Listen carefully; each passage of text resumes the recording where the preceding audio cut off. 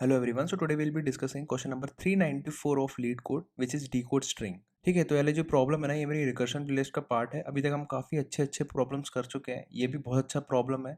और अब हम ना रिकर्शन को नेक्स्ट लेवल पे लेके जाने वाले हैं।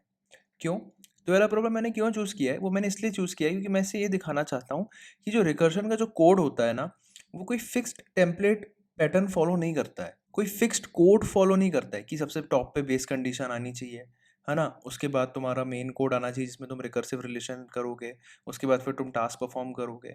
ऐसा कुछ फिक्स नहीं होता है। बट हाँ, तुम्हारे रिकर्सिव कोड में 3 चीज़ें तो पक्का होंगी, बेस कंडीशन, रिकर्सिव रिलेशन और टास्क।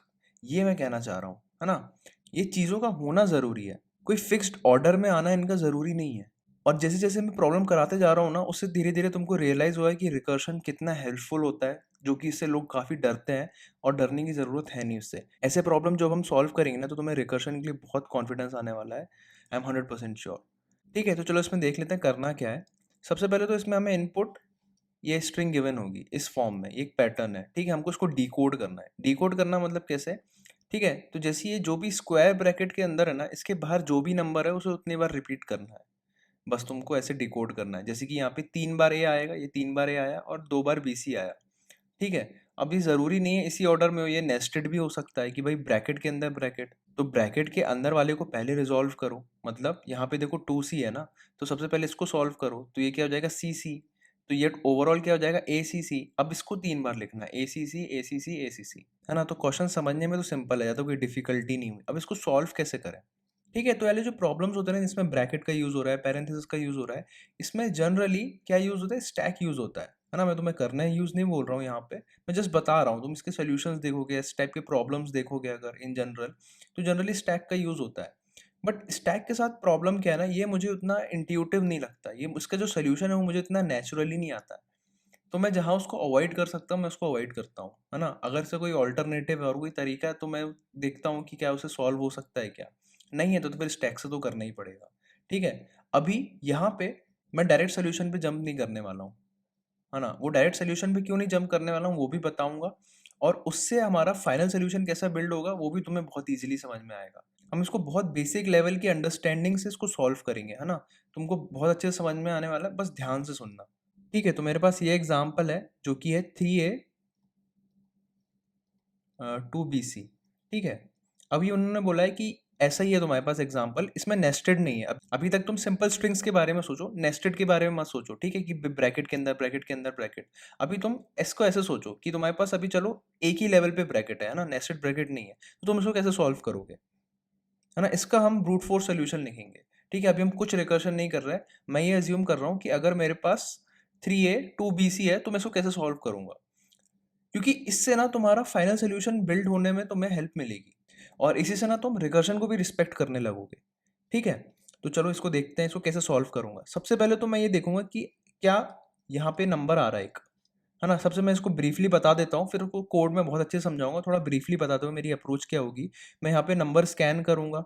ठीक है, उसके बाद जैसे ही मेरा एक ओपनिंग ब्रैकेट आया, उसके बाद मैं अंदर की स्ट्रिंग को एक टेम्पररी स्ट्रिंग में स्टोर कर लूंगा।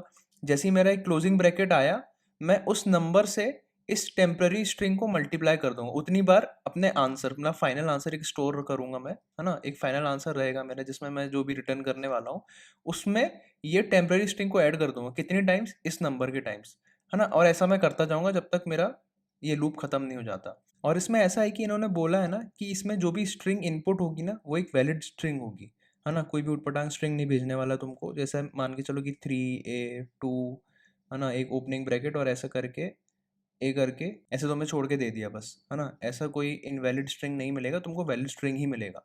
तो अगर मैं अज्यूम कर रहा हूँ कि अगर मुझे वैलिड स्ट्रिंग मिल रहा है, तो उस हिसाब से तो मैं इसका एक ब्रूट फोर्स सोल्यूशन लिख लूंगा। अगर इसमें नेस्टेड नहीं है ना? अगर मुझे अभी बोल दिया जाए कि इसमें नेस्टेड नहीं है, तो मैं इसका ब्रूट फोर्स सोल्यूशन तो लिख लूंगा सिंपल सा, है ना? तो वो वाला कोड लिखते हैं सबसे पहले। उससे हमको बहुत सारी चीज़ें क्लियर हो जाएंगी, उससे हमारा रिकर्सिव सोल्यूशन भी बिल्ड हो जाएगा। अब रिकर्शन की क्यों ज़रूरत पड़ेगी, वो भी उसी में पता चलेगा। ठीक है, तो सबसे पहले ये वाला सिनेरियो का कोड लिखते हैं ना। अभी हम फाइनल कोड नहीं लिख रहे हैं, इस सिनेरियो का बस कोड लिख रहा है। तो चलो उसका कोड लिखते हैं। ठीक है, तो चलो उसको कोड करते हैं इस केस के लिए। ठीक है, 3a 2bc के लिए, है ना? तो सबसे पहले मैंने क्या किया, एक हेल्पर फंक्शन बना लिया। यहाँ पे मैं अपने सारे कंप्यूटेशन करूंगा।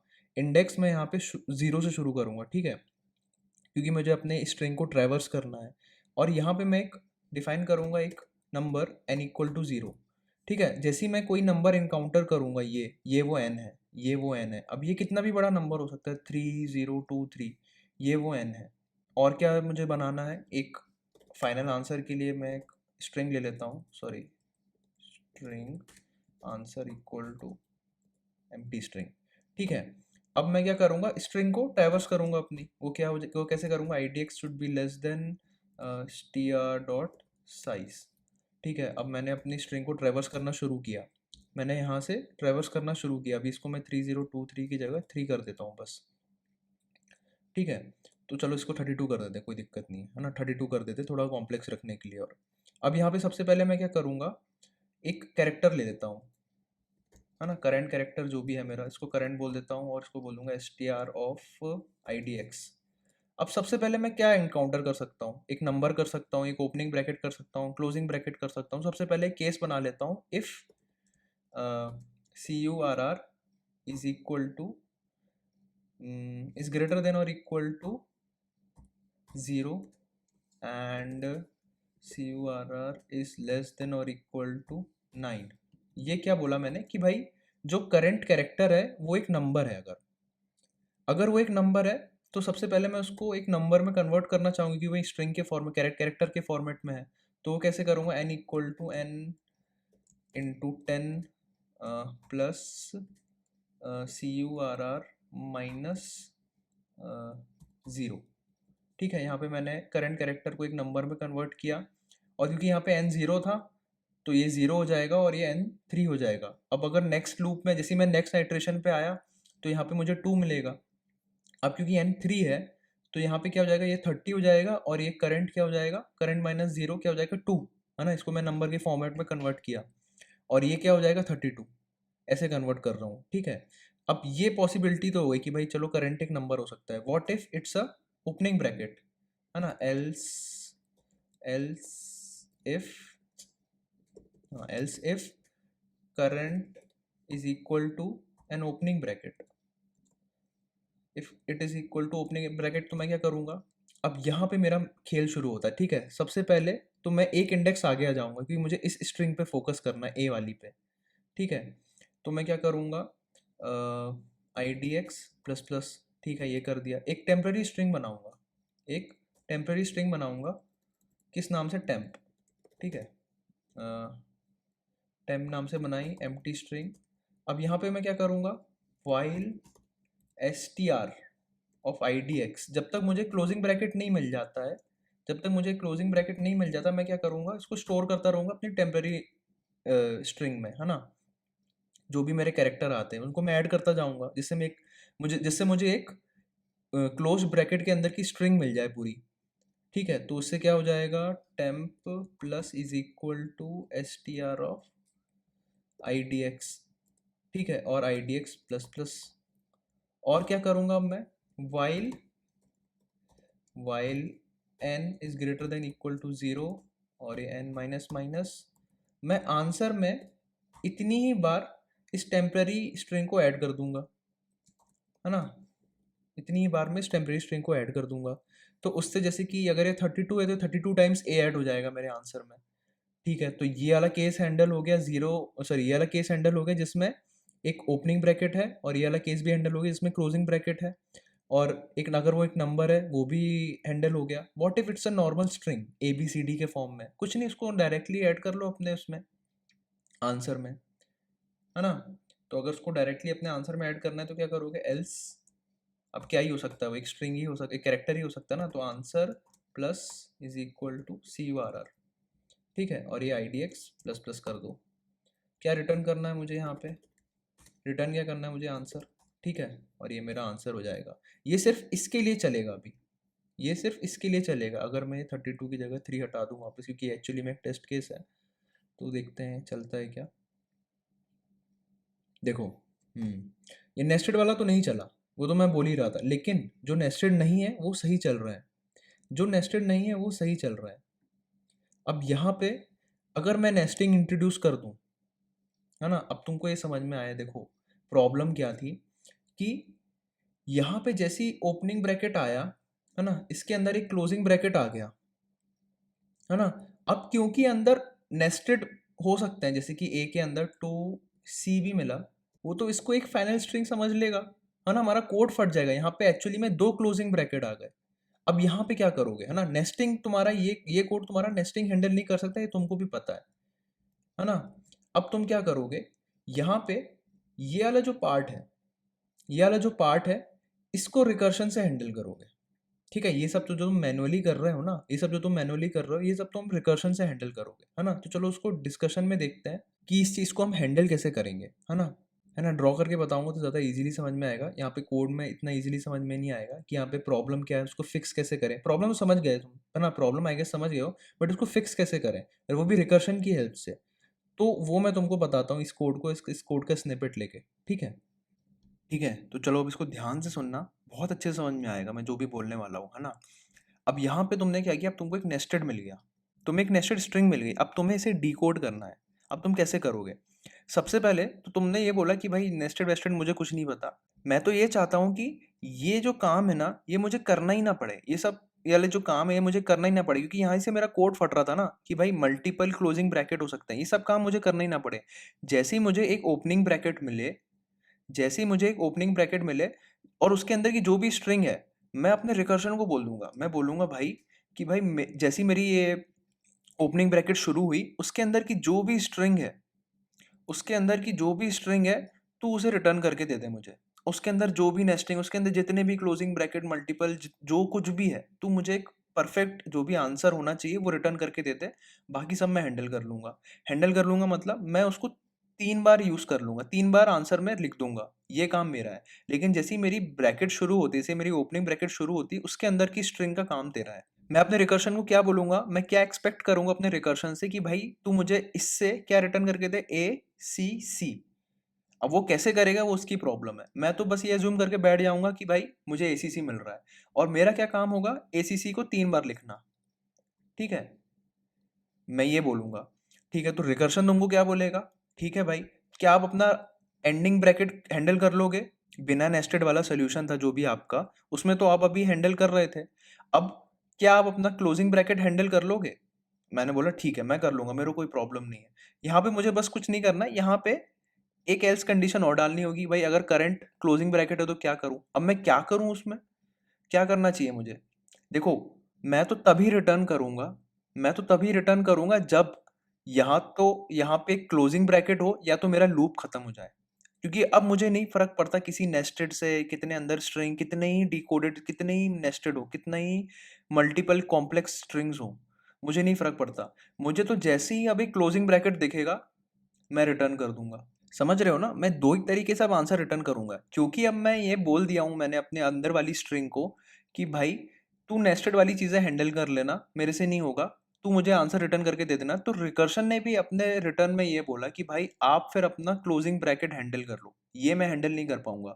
मैं आपके स्टार्टिंग क्लोजिंग ब्रैकेट से एंडिंग क्लोजिंग ब्रैकेट तक का आंसर आपको पूरा रिटर्न कर दूंगा, लेकिन आपको अपना जो क्लोजिंग ब्रैकेट है वो खुद हैंडल करना पड़ेगा।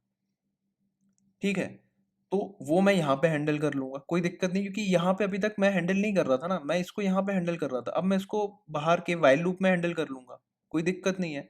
और तभी रिटर्न करूंगा मैं, दो ही तरीके से रिटर्न कर सकता हूँ, या तो मेरा लूप खत्म हो जाए, या फिर ये नेस्टेड जो भी है, ये जो नेस्टेड ये मेरा क्लोजिंग ब्रैकेट आ जाए, क्योंकि मैं अज्यूम करूंगा मेरा काम खत्म हो चुका है ना, इसके अंदर तक के जो भी स्ट्रिंग थी वो मुझे मिल चुकी है, और मैंने क्या कर लिया है, ये while N is greater than, ये सब कुछ ऐसे कैसे ही रहेगा, बस ये वाला पार्ट चेंज होगा, और एक एक्स्ट्रा कंडीशन ऐड करनी पड़ेगी, ये जो मुझे हैंडल करना है।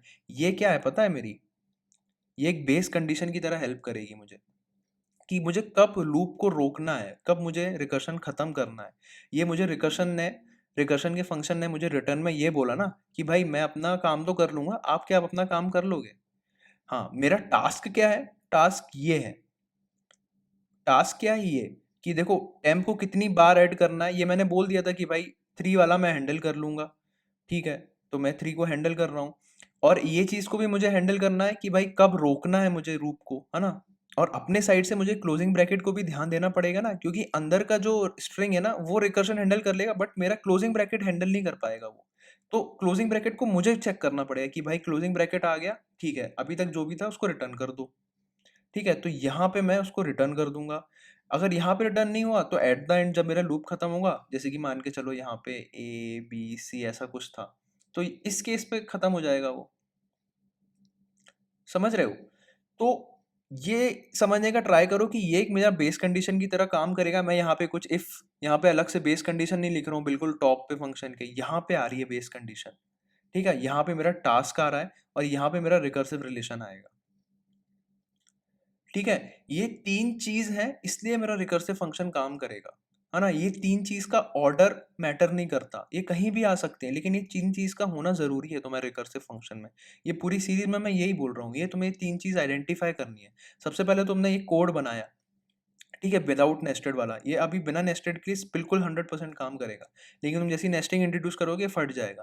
और वो नेस्टिंग के लिए तुम्हें रिकर्शन चाहिए, है ना। नेस्टिंग के लिए तुम्हें रिकर्शन चाहिए। अब रिकर्शन भी क्या है ना, स्टैक यूज करता है एक्चुअली में, इसलिए मुझे ये ज्यादा इंट्यूटिव लगा रादर देन यूजिंग स्टैक। जब तुम्हें रिकर्शन पूरा स्टैक की फंक्शनैलिटी प्रोवाइड कर रहा है, वो सब इंटरनली हैंडल कर रहे हो, तो तुम खुद से क्यों इंप्लीमेंट कर रहे हो स्टैक, है ना। सीधा रिकर्शन को बोलो बेस कंडीशन लगाओ, टास्क परफॉर्म करो, रिकर्सिव रिलेशन से कॉल करो, काम खत्म, एज सिंपल एज दैट, है ना। तो चलो कोड में वो चेंज कर देता हूँ मैं जल्दी से, और तुमको इजीली समझ में आ जाएगा। आई होप काफी कुछ समझ में आ गया होगा, बट कोड में और अच्छे से समझ में आने वाला है, पूरा 100% समझ में आ जाएगा।